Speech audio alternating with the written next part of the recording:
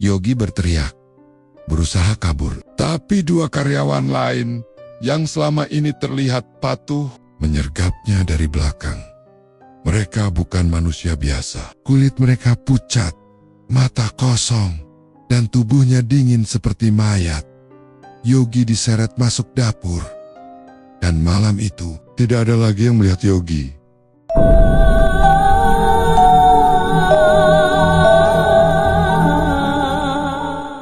Pasar Tegal, pagi yang riuh seperti biasa. Hiruk-pikuk pedagang dan pembeli berpadu dalam keramaian yang padat. Suara tawar-menawar, aroma keringat bercampur bau daging segar, serta derak gerobak yang lalu lalang sudah menjadi pemandangan yang akrab. Namun, sejak seminggu terakhir, perhatian banyak orang tersedot pada satu titik.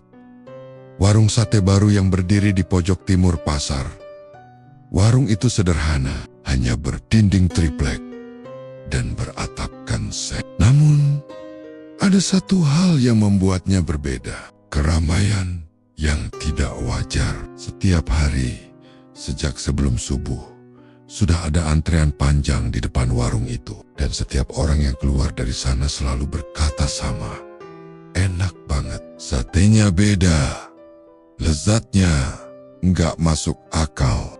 Pemelek. Warung itu bernama Pak Somad. Seorang pria paruh baya berwajah tirus dengan mata cekung yang jarang menatap langsung lawan bicaranya. Tidak banyak yang tahu dari mana asal-usulnya. Yang pasti, beberapa bulan lalu, ia hanya seorang tukang sate keliling yang biasa mangkal di emperan stasiun. Hidupnya pas-pasan. Pakaiannya selalu lusuh dan gerobaknya hampir ambruk dimakan usia. Tapi sekarang ia punya warung tetap di pasar, lengkap dengan 5 karyawan yang semuanya bekerja cepat dan tak banyak bicara. Habit juga ya, baru seminggu buka, tapi sudah kayak warung langganan orang-orang penting. Komentar Bu Warni, penjual sayur yang warungnya kini mulai sepi pembeli. Ia menatap iri ke arah antrean di warung sate Pak Somad. Bukan cuma enak, Bu, tapi bikin nagih. Lawong semalam suamiku aja bangun jam 2 malam ngajak balik ke warung itu. Timbal Bu Erna, seorang pembeli yang ikut dalam antrean. Meski begitu, tak sedikit pula yang mulai curiga. Beberapa pedagang lama yang sudah puluhan tahun di pasar itu merasa ada yang ganjil. Terutama Pak Minto, penjual daging kambing yang biasa memasok bahan ke para tukang sate. Ia merasa aneh karena Pak Somad tak pernah membeli daging darinya. Saya ini satu-satunya penjual daging kambing di pasar ini. Semua tukang sate beli dari saya, tapi sejak warung baru itu buka, dia nggak pernah datang. Lah, terus dia dapat daging dari mana? Gumam Pak Minto dengan alis berkerut dalam. Malam harinya, sekitar pukul 2 dini hari, pasar sudah sepi total. Namun, di warung Pak Somad, terlihat cahaya samar dari dalam dapur. Seorang karyawan muda bernama Dedi, yang baru seminggu bekerja, mengintip dari sela dinding. Ia melihat Pak Somad berdiri menghadap tungku, memegang mangkuk besar berisi potongan daging yang sedang dilumuri bumbu merah pekat. Namun, yang paling mengerikan bukan itu. Di atas rak bambu di belakangnya, tergantung seekor kepala kambing yang matanya masih melotot dan mulutnya menyeringai seolah hidup. Dedi mengusap matanya, mengira ia berhalusinasi. Tapi saat membuka mata lagi, kepala kambing itu sudah tidak ada. Ketakutan, Dedi mundur perlahan, tapi kakinya menyandung kaleng kosong. Teng! Suara itu membuat Pak Somad menoleh cepat. Kau ngintip ya? Suara Pak Somad pelan, tapi menggema seperti bisikan dari sumur dalam. Dedi gugup. Maaf, Pak. Saya nggak sengaja. Pak Somad tersenyum. Senyum yang tidak wajar. senyum panjang yang tidak berhenti. Bahkan saat ia berjalan mendekat, senyumnya masih mengembang, seolah wajahnya bisa robek. Kalau kamu ingin kerja di sini lama, jangan pernah lihat dapur. Di sini bukan tempat orang kepo, paham? Dedi hanya mengangguk gemetar. Tapi sejak malam itu, ia sering bermimpi aneh. Dalam mimpinya, ia berada di warung itu, tapi semua pelanggan berwajah kambing. Mereka makan sate dengan rakus darah menates dari mulut mereka. Di mimpi yang sama, Pak Somad duduk di atas meja, mengunyah tangan manusia sambil tertawa. Beberapa hari kemudian, kejadian aneh mulai merambat ke pedagang lain. Bu Darti, penjual lontong sayur, mengaku melihat Pak Somad berbicara sendiri di belakang warung. Saya kira dia sedang nelepon, tapi saat saya intip, dia duduk bersila di depan sesajen. Dan ada sosok hitam berdiri di belakangnya. Tinggi banget. Kepalanya bukan kepala manusia, tapi mirip kerbau atau apa gitu. Cerita itu menyebar cepat. Tapi anehnya, meskipun banyak orang takut dan bergunjing, jumlah pembeli warung sate itu malah makin banyak. Bahkan, beberapa pejabat pasar dan anggota polisi terlihat ikut antre hingga suatu malam Jumat. Pasar mati lampu karena gangguan listrik. Namun anehnya, hanya warung Pak Somad yang masih terang. Meski tanpa genset, Dedi yang masih bekerja karena tak punya pilihan, melihat sesuatu dari dapur malam itu. Tungku yang menyala dengan api biru, dan di atasnya sebuah wajan besar berisi cairan kental yang menghitam. Dari dalam cairan itu muncul satu persatu tangan kecil yang tenggelam, lalu muncul lagi, seolah sedang direbus. Paginya, Dedi tak lagi muncul bekerja. Pak Somad hanya bilang bahwa Dedi pulang kampung tanpa pamit. Saat beberapa pedagang mencoba mencari kabar Dedi ke rumah kontrakannya, mereka menemukan kamar itu kosong. Hanya ada satu hal yang tertinggal. Celemek berlumur darah dan satu tusuk sate setengah gosong yang sudah dikerubungi lalat. Pasar mulai merasakan aura yang berbeda. Angin di sekitar warung sate itu terasa lebih dingin. Kadang terdengar suara erangan samar dari gentong sate. Namun, para pembeli seakan tak peduli. Mereka makan dengan lahap. Lidah mereka terlalu sibuk menikmati kelezatan yang tak bisa dijelaskan. Sementara itu, Pak Somad hanya tersenyum dari balik asap sate, senyum panjang yang sama, senyum yang seperti disulam dari dosa dan darah. Beberapa tahun sebelum warung itu berdiri, Pak Somad hanyalah penjual sate keliling yang menapaki lorong-lorong malam dengan gerobaknya yang tua dan berkarat. Hidupnya mengenaskan. Istri meninggal karena sakit tak terobati. Anak semata wayangnya kabur karena tak tahan hidup miskin. Ia tidur di emper toko, makan dari sisa dagangan, dan setiap malam ia berdoa sambil menatap langit kosong, berharap ada keajaiban yang turun. Hingga suatu malam, saat gerobaknya mogok di jalan sepi antara Tegal dan Selawi, seseorang menghampirinya. "Sampeyan ingin dagangan laris?" tanya suara parau dari balik topi caping lebar. Sosok itu mengenakan jubah lusuh, tapi dari bawah jubahnya terlihat kuku-kuku panjang dan hitam legam seperti cakar binatang. Pak Somad mengangguk. Tanpa berpikir panjang, ia hanya ingin keluar dari penderitaan. Kalau begitu, datanglah malam. "Jumat Kliwon ini ke petilasan Gunung Agung, bawa sate buatanmu, tapi bumbunya campur dengan darahmu sendiri." Seharian penuh, Pak Somad bimbang. Tapi malam Jumat itu, dengan sisa keberaniannya, ia mendaki ke tempat yang disebutkan. Petilasan itu terletak di hutan kecil yang sepi, dikelilingi pohon-pohon beringan. Tua, angin tak berhembus. Waktu seolah berhenti, Di tengah altar batu, ia letakkan sate dan mulai membaca mantra yang ditulis sosok caping tempo hari. Darah dari tangannya diteteskan ke atas sate, lalu tanah di bawah kakinya berguncang pelan. Dan dari dalam sumur batu yang tertutup lumut, keluar asap hitam dan suara geraman dalam bahasa yang bukan bahasa manusia. Dan muncullah Mbah Lembur makhluk. Tinggi besar bermata merah menyala. Tubuhnya diselimuti bulu hitam seperti kambing, tapi dengan wajah kerbau berbelalai pendek. Bau busuk menyengat udara saat ia menghembuskan napas.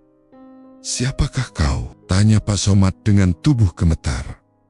"Aku yang bisa membuat satemu laku, tapi ingat, sate yang kau jual akan penuh rasa. Jika diberi bumbu dari daging pilihan, Somad mulai merasa curiga, tapi lidah Mbah Lembur menyentuh sate itu, lalu mengangguk puas. "Mulai besok, warungmu akan ramai. Tapi ingat, setiap malam Jumat Kliwon, bawakan aku sate spesial. Dan tiap setahun sekali, tumbal manusia segar. Kalau tidak, semua yang kau cintai akan kutarik ke dalam tungku abadi." Kembali ke masa kini. Malam itu adalah Jumat Kliwon. Warung Pak Somad tutup lebih awal. Ia menyuruh semua karyawan pulang. Tapi di dalam dapur, ia tidak sendiri. Seekor kambing hitam besar berdiri diam, memandangi Pak Somad dengan mata merah redup. Tapi ini bukan kambing biasa. Kakinya seperti tangan manusia dan lidahnya menjulur sangat panjang. Pak Somad duduk bersila di depan sesajen. Di hadapannya semangkuk sate dengan bumbu kental warna merah tua. "Esap dupa mengapel. Ambil, Mumba." "Satenya sudah siap," ucap Pak Somad sambil menunduk dalam. Asap di dalam dapur berputar. Bayangan tinggi menjulang muncul dari dinding dan perlahan mengambil bentuk Mbah Lembur. Sosok itu kini lebih menyeramkan. Seluruh tubuhnya berlumuran darah dan tulang-tuling menonjol dari pundaknya. "Aku mencium bau pengkhianatan," gumam Mbah Lembur. Pak Somad mendongak. Wajahnya pucat. "Apa maksudnya, Mbah? Seorang anak buahmu melihat dapur. Kau tahu risikonya." Pak Somad tergagap. Ia teringat Dedi. "Sudah, saya bereskan dia." Sudah tidak ada masalah. Tapi dia belum menjadi tumbal. Mayatnya tidak utuh. Kau hanya buang jasadnya. "Tidak kukonsumsi. Aku tidak kenyang." Pak Somad mulai panik. Ia tahu perjanjian harus ditepati. "Saya akan cari gantinya, Mbah. Minggu depan, saya persembahkan satu yang segar." Mbah Lembur menyeringai. "Bagus, tapi jangan terlalu lama. Aku lapar." Makhluk itu lalu lenyap dalam asap. Api di tungku padam sendiri. Aroma daging bakar masih tertinggal di udara, tapi kini menyisakan bau amis yang menusuk hidung. Keesokan harinya, pasar kembali riuh. Warung sate buka lebih pagi. Pelanggan sudah antre, seperti tak ada yang tahu apa yang terjadi malam tadi. Namun, di antara kerumunan itu, Bu Darti memperhatikan sesuatu. "Pak Somad sekarang suka nyapa orang ya?" bisiknya pada Bu Warni. "Loh, iya. Padahal biasanya dia pendiam. Tapi matanya sekarang beda, merah, dan kadang seperti menyala kalau dia melihat anak kecil." Di pojok warung, Pak Somad memang tengah tersenyum ramah pada seorang ibu muda dengan dua anak kecil. Tapi di balik senyum itu, mata Pak Somad menatap bocah itu lekat-lekat, seolah menimbang mana yang paling empuk. Pasar Tegal kembali dipenuhi. Aroma sate yang menyengat dari warung Pak Somad.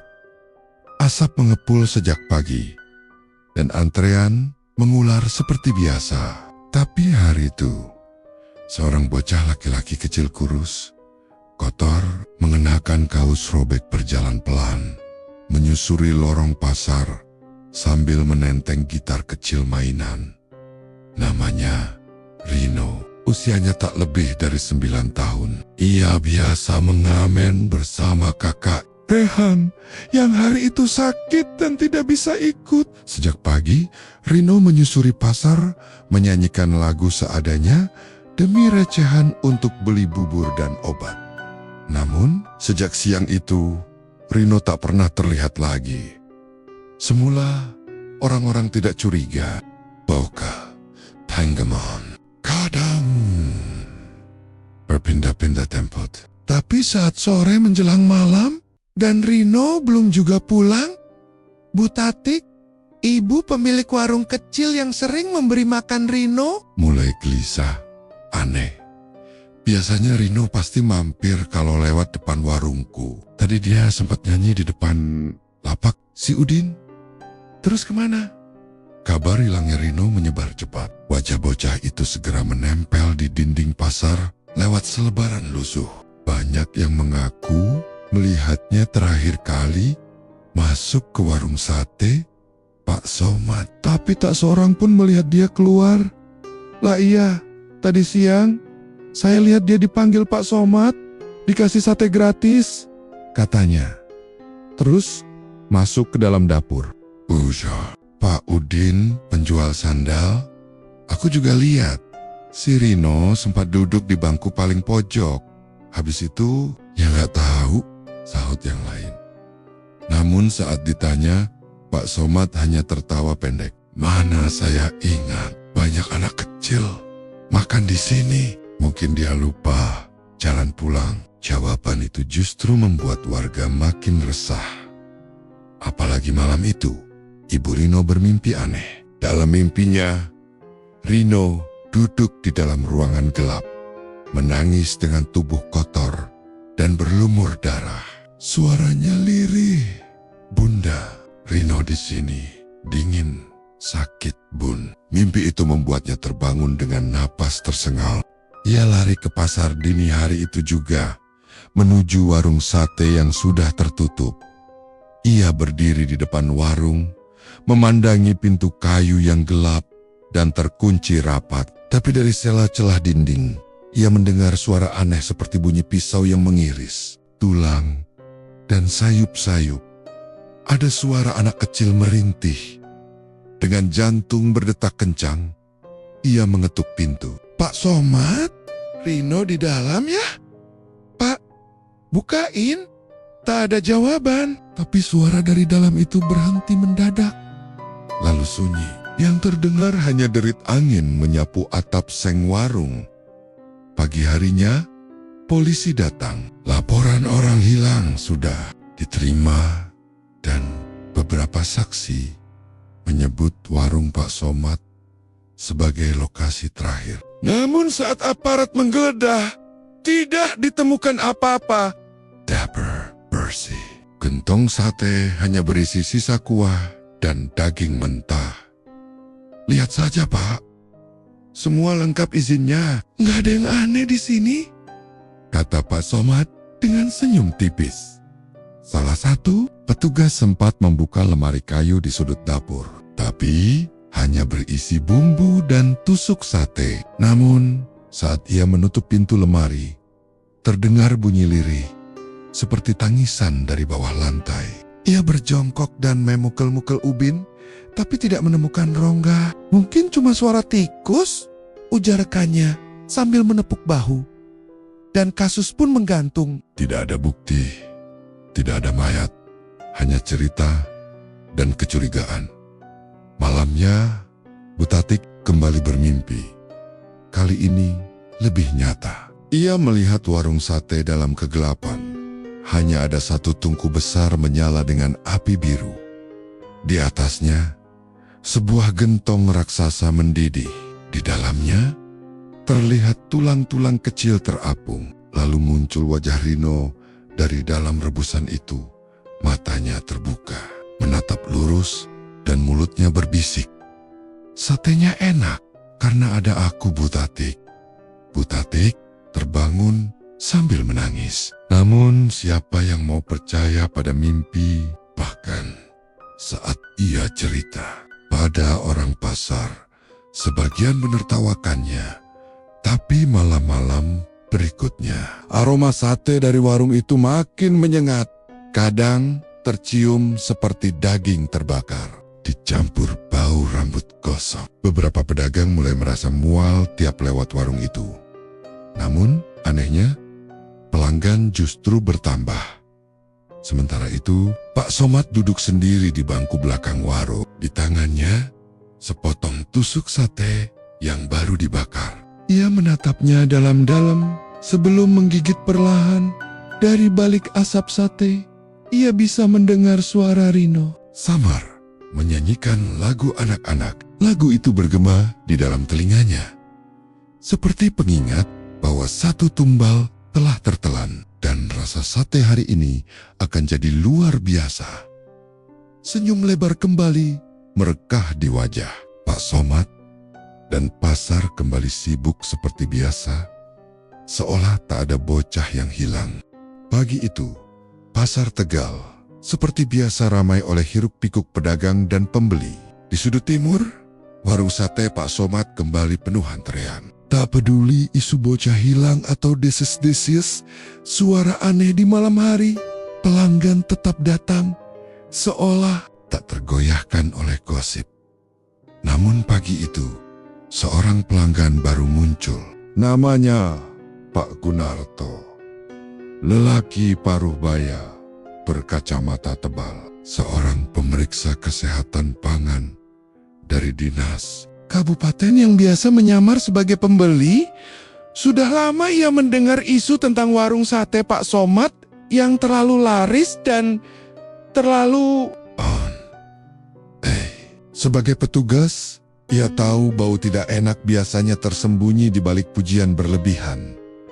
Ia duduk tenang di bangku ujung, memesan seporsi sate kambing lengkap, sepiring nasi dan sambal kecap disajikan dengan cepat oleh pelayan saat tusuk pertama masuk ke mulutnya. Pak Gunarto merasakan sesuatu yang janggal. Rasa dagingnya memang luar biasa, empuk, juicy, dan bumbunya meresap sempurna. Tapi ada rasa logam yang samar di lidahnya, rasa darah segar. Ia mencoba tusuk kedua. Masih sama. Di tusuk ketiga, ia berhenti. Dagingnya terasa berdenyut. Ya, daging itu bergerak di lidahnya seperti ada urat yang menolak dikunyah. Pak Gunarto kaget. Refleks membuka mulut dan dari dalam daging sate itu terdengar suara lirih. Tolong, seketika ia muntah di lantai warung. Pengunjung lain menoleh heran, sebagian jijik, sebagian bingung. Pak Gunarto berdiri gemetar. Ini bukan daging kambing. Pak Somad yang sejak tadi memperhatikan dari balik dapur, segera melangkah maju dengan senyum tipis menenangkan. Tenang, Pak, mungkin satenya belum matang benar. Kadang daging kambing memang seperti itu. Ucapnya datar. Ini daging manusia. Saya dengar suara, teriak Pak Gunarto makin keras. Beberapa pengunjung mulai gelisah. Seorang ibu buru-buru membayar dan menyeret anaknya pergi. Tapi sebagian pelanggan menertawakan. Lebay Pak, satenya enak kok. No man back. Gunarto tidak tinggal diam. Ia menyimpan sisa sate itu dalam kantong plastik steril yang selalu ia bawa. Ia bersumpah akan membawa sampel ini ke laboratorium. Hari itu, ia langsung melapor ke atasannya dan mengajukan uji laboratorium terhadap sampel daging dari warung Pak Somad. 2 hari kemudian, hasilnya keluar. Dan hasilnya menggemparkan. DNA ditemukan bukan berasal dari hewan ternak. Terdeteksi jaringan otot dan sel darah merah manusia. Pak Gunarto tidak percaya. Ia mencetak hasil itu, berniat kembali ke pasar untuk mengonfrontasi Pak Somad dan menyerahkan hasilnya ke polisi. Namun, ia tak pernah sampai ke pasar. Esok paginya, warga menemukan mobil milik Pak Gunarto terparkir di pinggir sungai dekat pasar. Di dalamnya, pintu terkunci, tapi jok belakang penuh noda darah kering. Ponselnya masih menyala dengan pesan terakhir yang belum terkirim. Saya yakin ini daging manusia. Saya akan lapor polisi sore ini. Namun, isi bagasi mobil itulah yang membuat semua orang membisu. 2 bungkus sate yang sama seperti kemarin, dengan tusukan yang masih tertancap rapi. Dan di salah satu tusuk itu, ada potongan kecil kuku. Manusia, polisi, datang. Tapi, seperti biasa, bukti menghilang. Kantong plastik yang berisi sampel tak ditemukan. Lagi di laboratorium. Kamera CCTV pasar tiba-tiba rusak semalaman. Dan Pak Somad Sot Detanyai hanya menjawab, "Mungkin dia salah makan. Sate kami semua halal kok." Sejak kejadian itu, warung Pak Somad justru makin ramai. Banyak orang penasaran, mencoba sate legendaris itu hanya karena viral di medsos. Setelah berita Gunarto menghilang, mereka yang mencoba mengatakan hal yang sama, satenya beda, bikin pengen makan lagi. Terus-terusan. Namun beberapa pelanggan mulai mengalami halusinasi. Seorang mahasiswa yang sempat membeli 2 porsi mengaku saat buang air besar malam harinya, ia melihat darah segar dan potongan kuku manusia keluar dari tubuhnya. Ia syok, tapi keesokan harinya ia kembali membeli karena tak tahan keinginan mencicipinya lagi. Sementara itu, seorang bocah perempuan menangis histeris usai makan sate Pak Somad. Ibunya kaget ketika anak itu bilang, "Ma, satenya nangis di mulut." Dan malam Jumat berikutnya, dapur warung Pak Somad kembali gelap. Hanya ditemani kilau merah dari tungku besar. Mbah Lembur muncul dari balik asap. Tubuhnya kini lebih tinggi, lebih berurat, dan di tangannya tergenggam tulang-tulang kecil dengan gelang warna merah. Pak Somad berlutut. "Apa? Sate hari ini cukup, Mbak?" Mbah Lembur tertawa. Suaranya seperti ringkik kuda dicampur lolongan serigala. 1 pengamen, 1 petugas. "Kau mulai paham, tapi bulan depan waktu niat tambal dari darahmu sendiri." Pak Somad terdiam, keringat dingin membasahi pelipisnya. Sementara itu, angin malam mengitari pasar dengan bisikan yang menggigit. Di balik keramaian, suara-suara halus mulai terdengar oleh mereka yang peka suara tangisan, rintihan, dan teriakan lirih dari dalam dapur warung sate yang tak pernah benar-benar tutup. Dari luar, warung sate Pak Somad tampak seperti tempat makan biasa, meja kayu panjang, kipas angin tua yang berdecit, dan asap sate yang menari di udara. Namun di balik dapur warung itu, tersimpan rahasia yang tak boleh dilihat siapapun. Aturan itu tegas, tak tertulis, tapi sudah mendarah daging. Siapapun dilarang melihat ke dapur. Hanya 1 pintu kecil yang menghubungkan area pelanggan dengan dapur. Pintu itu selalu tertutup, terkunci, dan ditutupi tirai lusuh berwarna merah darah. Bahkan para karyawan pun hanya diberi akses sampai meja kasir. Your son Dapper. Urusan Pak Somad sendiri. Namun rasa penasaran kadang lebih kuat dari rasa takut. Seorang pegawai baru bernama Yogi, pemuda usia 20-an, nekat membuka tirai dapur saat malam menjelang. Ia merasa aneh karena selama 2 minggu bekerja, tak pernah melihat siapa yang memasak sate. Pak Somad selalu bilang, "Masakan saya punya rahasia, bukan urusan kalian." Malam itu, sekitar pukul 11, saat warung mulai sepi, Yogi pura-pura membereskan meja, lalu berjalan pelan ke arah dapur. Ia pastikan Pak Somad sedang di toilet belakang. Dengan tangan gemetar, ia menyingkap tirai merah itu. Dan yang ia lihat tak akan pernah ia lupakan. Dapur itu lebih mirip ruang sembelih. Di tengah ruangan, berdiri gentong besi besar, setinggi pinggang orang dewasa. Api di bawahnya menyala biru terang, menyinari dinding yang penuh coretan simbol kuno dan foto-foto anak kecil yang wajahnya dicoret silang. Tapi bukan itu yang membuat Yogi ingin menjerit. Di sebelah gentong, tergantung di paku dinding, ada beberapa potongan tubuh manusia tangan kecil, kaki mungil, kulit kepala yang masih berambut, dan satu topi pengamen milik Rino Yogi memetong. Napasnya tercekat.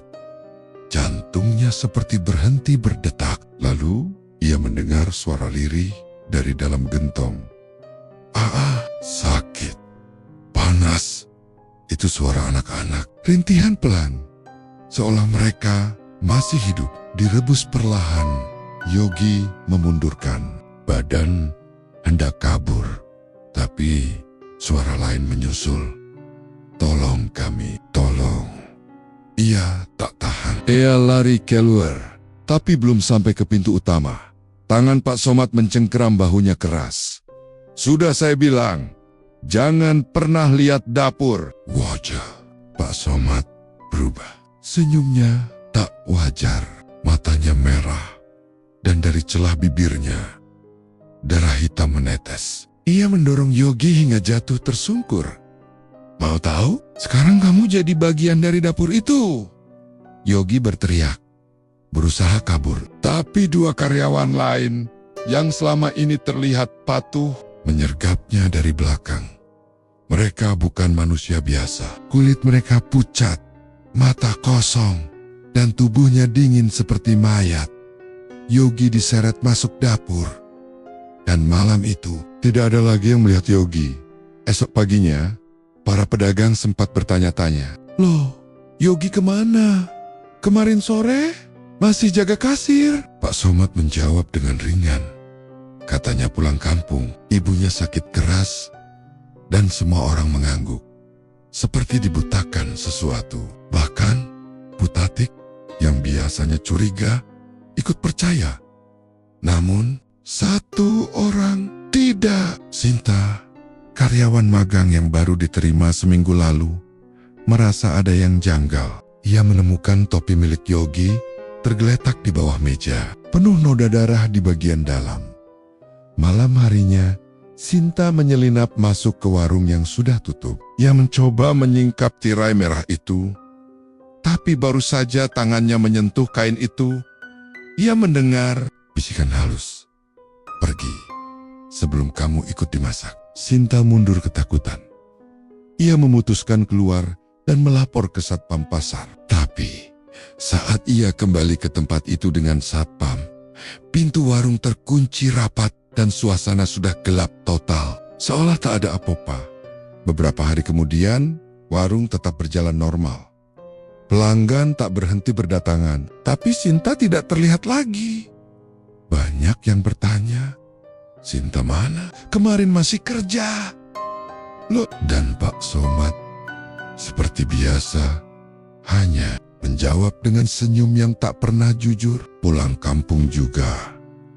Ibunya kecelakaan di dalam dapur. Malam itu, gentong besar masih mendidih. 3 lidah manusia mengambang perlahan di permukaan kuah. Salah satu dari mereka masih bergerak, seolah hendak mengucapkan kata terakhir. Sebelum akhirnya hancur bersama bumbu sate yang kian menggoda. Don dari luar, pelanggan yang menikmati sate hari itu merasa satenya makin nikmat dari biasanya. Bahkan beberapa menyebut dagingnya empuk. Rasanya seperti hidup. Warung sate Pak Somad tetap berdiri gagah di sudut pasar Tegal. Aroma satenya masih mengundang banyak pembeli. Meski cerita tentang hilangnya pengamen cilik Teror suara tangisan dan penampakan perempuan berwajah gosong mulai tersebar di kalangan pedagang sekitar. Anehnya, tak ada yang benar-benar berani menuduh Pak Somad secara langsung. Para pedagang hanya bisa saling bertukar bisik, penuh rasa takut yang tak bisa dijelaskan. Pada suatu malam yang diguyur hujan gerimis, datanglah seorang kakek tua berpakaian compang-camping, membawa payung robek dan sebuah kandang ayam dari anyaman bambu. Ia berdiri cukup lama di depan warung sate Pak Somad. Tubuhnya kurus, matanya cekung, namun sorotnya tajam dan seolah menembus siapapun yang melihatnya. Di dalam kandang, terlihat seekor ayam hitam tanpa kepala, namun masih hidup, bergerak-gerak, seolah tak sadar telah kehilangan kepalanya. "Permisi Pak Somad," gumam sang kakek dengan suara serak. "Saya mau nitip ini dulu, nanti malam saya ambil lagi." Pak Somad yang biasanya ramah kepada pembeli, kali ini tampak gugup. Ia menatap ayam dalam kandang itu dengan sorot mata cemas. "Maaf, Pak, saya tidak menerima titipan," jawab Niakoku. Namun sang kakek tak beranjak. Ia justru duduk di salah satu kursi plastik dekat warung, memandangi arang yang menyala di pemanggang sate ayam ini.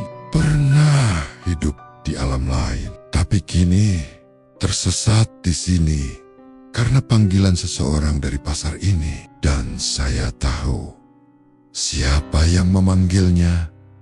Kalimat itu membuat bulu kuduk para pembeli meremang. Beberapa orang pelan-pelan mundur dari warung, merasa ada yang tidak beres. Pak Somad mencoba tertawa kecil, namun suara tawanya kaku. "Pak, ini pasar, bukan tempat main-main. Kalau mau makan sate, silakan. Kalau tidak, saya mohon maaf." Kakek itu tidak menjawab. Ia hanya menatap Pak Somad, lalu tersenyum kecil, seperti mengetahui rahasia besar yang coba disembunyikan. Malam Pandetang. Warung ditutup lebih awal, dan Pak Somad tampak gelisah. Ia menatap bayangan di lantai, seolah ada sesuatu yang mengikutinya dari balik warung. Tengah malam, warga sekitar warung digegerkan oleh suara ayam berkokok. Bukan suara biasa, melainkan seperti jeritan manusia yang menahan sakit. Suara itu datang dari arah warung sate yang sudah tertutup rapat. Beberapa warga mengintip dari kejauhan dan melihat sosok ayam hitam tanpa kepala itu berkeliaran di depan warung, meninggalkan jejak darah menghitam di lantai pasar Tek Bersleng. Lama, Pak Somad ditemukan duduk bersila di dalam warung. Matanya melotot tanpa berkedip, dan dari mulutnya terus keluar gumaman bahasa yang tidak dimengerti siapapun. Bibirnya pecah-pecah. Tubuhnya basah oleh keringat dingin. Yang membuat warga makin takut adalah satu hal. Di hadapan Pak Somad tergeletak seekor ayam hitam yang kini memiliki kepala, namun kepala ayam itu menyerupai wajah manusia, wajah anak kecil. Wajah yang selama ini sempat dikenali sebagai pengamen cilik yang hilang beberapa minggu lalu. Warga pasar ketakutan. Beberapa mulai menutup tokonya lebih awal setiap hari. Beberapa yang dulu sempat mencicipi sate Pak Somad kini tek berani mendekati warungnya lagi. Namun anehnya, warung sate itu tetap ramai oleh orang-orang yang wajahnya asing, tidak pernah terlihat berbelanja di pasar. Mata mereka kosong, langkah mereka serempak. Dan sejak malam itu, ayam hitam tanpa kepala atau yang berkepala manusia selalu muncul setiap malam Jumat Kliwon. Berkeliaran di sekitar warung, warga pun hanya bisa berdoa. Semoga mereka bukan korban berikutnya. Sejak kemunculan ayam hitam berkepala manusia di depan warung, suasana di pasar Keradenan tak pernah benar-benar tenang. Warung mie ayam milik Pak Somad yang dulunya jadi primadona pembeli karena kelezatannya kini menjadi pusat ketegangan tak kasat mata. Tak sedikit pedagang mulai menyingkir dari blok sekitar warung. Mereka pindah lapak ke sudut pasar lain. Bahkan ada yang memilih tidak berjualan pada malam hari. Namun, warung itu masih saja ramai. Pembelinya tidak biasa. Mereka datang satu persatu. Tidak banyak bicara wahanya aneh. Bahkan, ada yang kulitnya pucat kehijauan seperti orang mati tenggelam. Pedagang sekitar yang diam-diam mengintip pernah melihat mereka makan mie ayam dengan tangan gemetar dan mulut penuh darah, seolah sedang memakan sesuatu selain mie. Sementara itu, Pak Somad sendiri terlihat semakin kurus. Mata cekungnya seperti tidak pernah tidur. Ia mulai sering berbicara sendiri. Sesekali terdengar mengumpat kepada sesuatu yang tak terlihat. Namun, ada satu hal yang baru disadari oleh beberapa warga pasar, sebuah pintu tua yang berada di belakang warung Pak Somad. Pintu itu sebelumnya tak pernah ada. Dulu bagian belakang warung hanya tembok semen kasar dan pipa saluran air. Kini, sebuah pintu kayu tua berwarna coklat tua berdiri kokoh. Tidak ada gagangnya, tidak ada lubang kunci. Namun, pintu itu selalu sedikit terbuka, memperlihatkan kegelapan yang tidak bisa ditembus cahaya senter sekalipun. Menurut Mbah Ruby, pedagang jamu yang sudah berjualan lebih dari 40 tahun di pasar itu, pintu itu adalah pintu tumbal. Itu bukan pintu biasa. Pintu itu akan terbuka saat pesugihan butuh jiwa baru, katanya suatu malam sambil memegang botol jamu berisi racikan penolak bala. Kalau sudah terbuka lebar, biasanya akan ada yang mati. Cerita itu membuat beberapa pemuda kampung iseng melakukan pengintaian malam-malam. Mereka bersembunyi di balik tumpukan karung beras di gudang sebelah warung. 3 orang, Joko, Rian, dan Tony. Malam itu, tepat jam 2:11 dini hari, pintu tua di belakang warung membuka perlahan. Tanpa suara, dan dari dalamnya muncul kabut pekat yang menjalar ke lantai seperti ular berbisa. Suhu udara langsung turun drastis. Ketiganya merinding dan nyaris lari, tapi tertahan oleh rasa penasaran. Dari balik kabut muncul sosok perempuan tua berambut putih panjang dan bola matanya hitam seluruhnya. Tangannya kurus kering, kukunya panjang seperti cakar burung hantu. Di punggungnya tergantung ransel yang bergerak-gerak seolah berisi sesuatu yang hidup. Sosok itu berdiri di depan pintu, lalu berbicara dalam bahasa yang terdengar seperti bisikan ular. Tumbal belum cukup, mereka harus dipanggil, dipaksa, atau dibeli dengan darah. Joko yang ketakutan memutuskan kabur terlebih dahulu, tapi langkahnya menginjak kalengseng yang menimbulkan bunyi keras. Sosok tua itu langsung menoleh. Matanya bersinar merah, dan kabut mengejar mereka seperti badai lumpur. Beruntung mereka berhasil keluar dari area pasar dan langsung menuju rumah Mbah Ruby. Sang dukun pasar langsung membakar dupa dan menaburkan garam laut di sekitar mereka. Sejak kejadian itu, Tony tidak pernah bisa berbicara normal lagi. Lidahnya kaku, dan setiap malam Jumat Kliwon, ia akan menangis sambil memeluk lututnya, menyebut-nyebut ibu hitam dari pintu gelap. Yang lebih menyeramkan, keesokan harinya, warung mie ayam itu terlihat seperti biasa, ramai, penuh pelanggan. Namun, di belakang pintu kayu tua itu kini tertutup rapat. Beberapa warga bersaksi bahwa saat pintu itu menutup, terdengar suara jeritan seseorang dari dalam. Jeritan memilukan yang berhenti mendadak, diikuti aroma amis darah dan bau bunga Kamboja busuk. Semua orang kini sadar, pintu itu adalah batas antara dunia kita dan tempat kegelapan, tempat arwah dijual dan ditukar. Namun, belum ada yang berani membongkarnya. Karena menurut mitos lama, barang siapa membuka pintu itu tanpa izin, maka pintunya akan pindah ke rumahnya sendiri. Malam itu, hujan mengguyur pasar Tegal dengan deras. Lampu-lampu remang yang menggantung di sepanjang lorong pasar memantulkan cahaya redup di atas genangan air yang menghitam. Meski hujan deras, warung sate milik Pak Somad tetap buka. Pelanggan tetap berkerumun di bawah terpal plastik yang mulai bocor di beberapa sisi. Namun suasana terasa berbeda malam itu. Angin yang bertiup terasa dingin dan menusuk, membawa aroma amis yang menyengat lebih tajam dari bau daging bakar biasanya. Beberapa pelanggan bahkan terlihat gelisah, memandang sekitar seolah merasa diawasi oleh sesuatu yang tak terlihat. Pak Somad sendiri malam itu tampak lebih pendiam dari biasanya.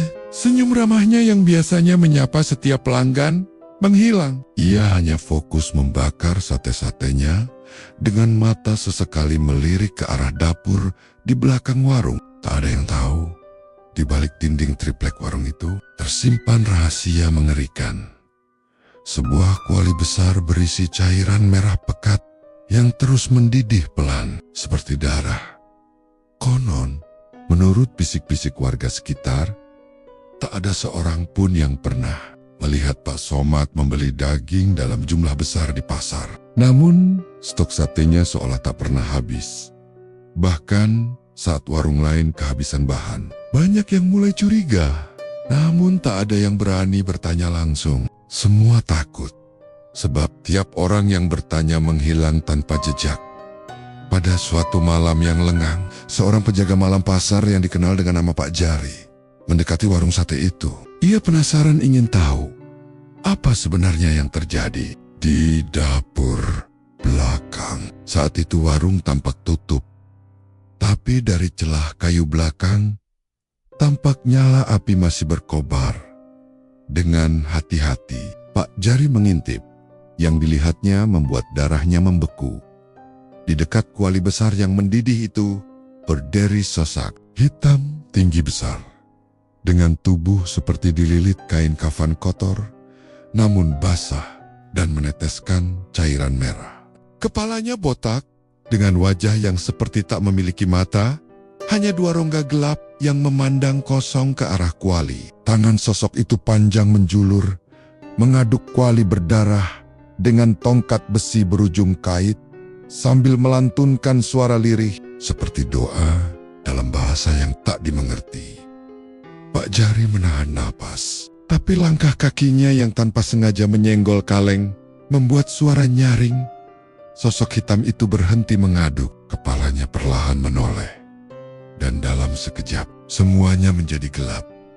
Esok paginya, orang-orang menemukan sepatu Pak Jari di samping warung sate Pak Somad. Tapi tubuhnya tak pernah ditemukan. Yang lebih menyeramkan, satu tusuk sate yang ditinggalkan di panggangan malam itu memiliki bau aneh seperti daging busuk yang terbakar. Sejak malam itu, warung sate Pak Somad justru semakin ramai. Seolah hilangnya Pak Jari justru membawa berkah. Namun, ada satu hal yang selalu sama setiap malam. Kuali berdarah itu tetap mendidih, dan sosok hitam itu masih berdiri menjaga. Di balik asap sate yang menggoda, malam Jumat Kliwon, langit kota Tegal tampak kelabu, tanpa bintang. Awan hitam menggantung rendah di atas pasar, seolah menunggu sesuatu yang buruk terjadi. Warung sate Pak Somad tetap buka seperti biasa. Asap sate mengepul. Harum bumbu kacang berpadu dengan wangi. Daging bakar menyebar ke seluruh lorong pasar. Orang-orang tetap berdatangan entah karena lapar atau karena mereka sudah tak lagi punya kendali atas kaki mereka sendiri. Di antara kerumunan malam itu hadir seorang pria muda. Wajahnya asing, tubuhnya tinggi kurus, rambut aut-autan, namanya Bayu. Ia baru saja datang dari luar kota, menumpang tinggal sementara di rumah pamannya di Tegal. Bayu mendengar dari banyak orang bahwa warung sate Pak Somad adalah warung paling legendaris, dagingnya empuk, bumbunya nikmat, dan harganya tak masuk akal murahnya. Namun, pamannya seorang pedagang mainan di pasar pernah memperingatkan Bayu, "Jangan makan di sana. Sekali kau cicipi, kau akan terus ingin, dan saat kau terlalu ingin, kau akan hilang." Bayu hanya tertawa waktu itu. Ia mengira pamannya terlalu percaya takhayul. Malam itu, Bayu masuk ke warung. Ia memesan 10 tusuk sate ayam, lengkap dengan lontong. Pak Somad, seperti biasa, menyambut dengan ramah, tapi matanya terlihat kosong. Tatapannya menusuk seperti menembus jiwa. "Pertama kali di sini?" tanya Pak Somad. Suaranya berat, dalam, dan datar. Bayu mengangguk sambil tersenyum. "Tunggu sebentar, aku buatkan yang spesial." Tak lama kemudian, sate disajikan.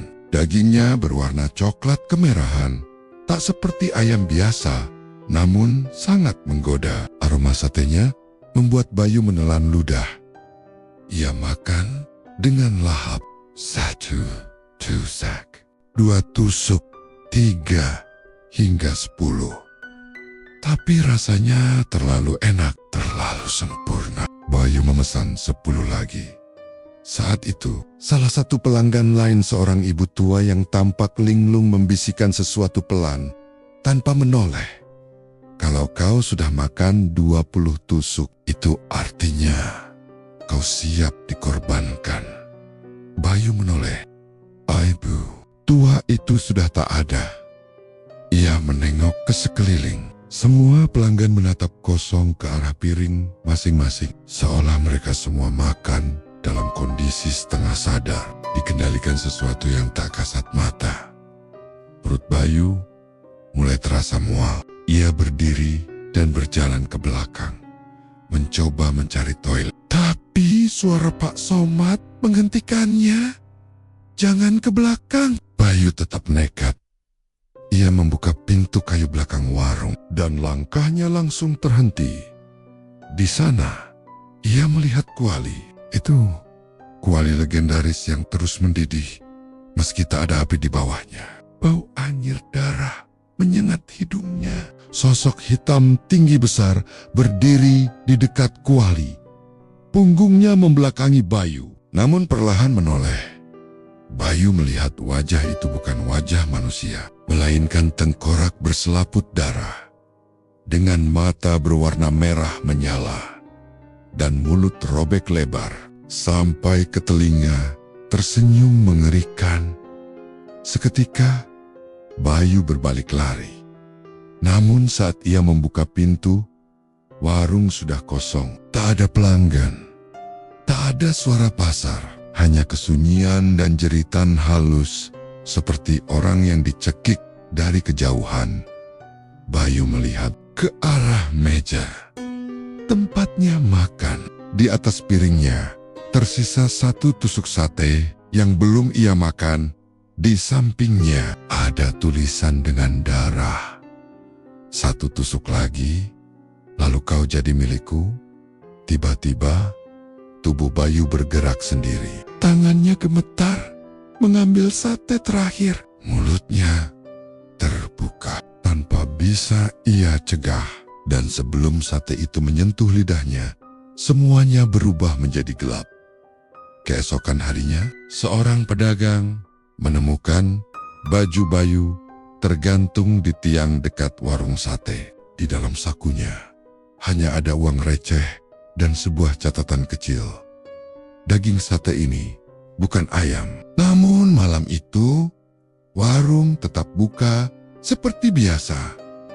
Dan satu hal tak pernah berubah.